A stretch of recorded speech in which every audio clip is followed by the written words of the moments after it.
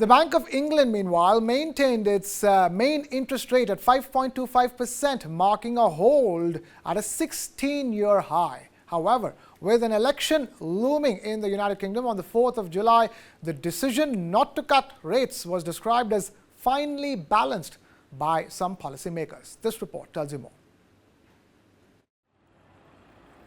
The Bank of England kept its main interest rate unchanged on Thursday. It stays at a 16-year high of 5.25% ahead of an election on July 4th. But some policymakers said their decision not to cut was now finely balanced. The central bank's main committee voted 7-2 to keep rates on hold. Bank of England Governor Andrew Bailey said it was good news the latest data had shown inflation was back at its 2% target. But he reiterated it was too soon to cut rates as the bank needed to make sure inflation will stay low. The bank said indicators of inflation persistence, mainly wage growth and services inflation, had moderated since its May meeting but remained high. Big services price inflation and rapid wage growth also meant it was too soon to cut rates for some on the bank's voting committee. Markets have heavily priced in a first quarter-point cut by September's meeting. Any cut is likely to be too late for Prime Minister Rishi Sunak. His Conservative Party is around 20 points behind the opposition Labour Party in the pre-election polls.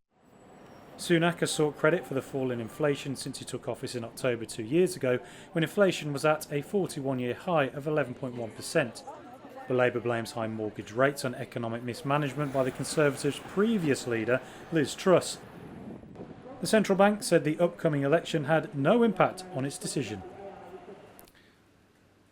Election heat is mounting for Britain's Prime Minister Rishi Sunak as he faces unprecedented possibility of losing his seat in the upcoming general election, according to a startling new poll.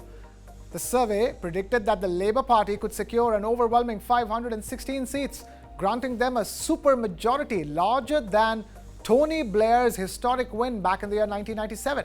Meanwhile, the Conservatives are forecast to decrease to just 53 seats, setting the stage for a dramatic political reshaping in the United Kingdom on the 4th of July.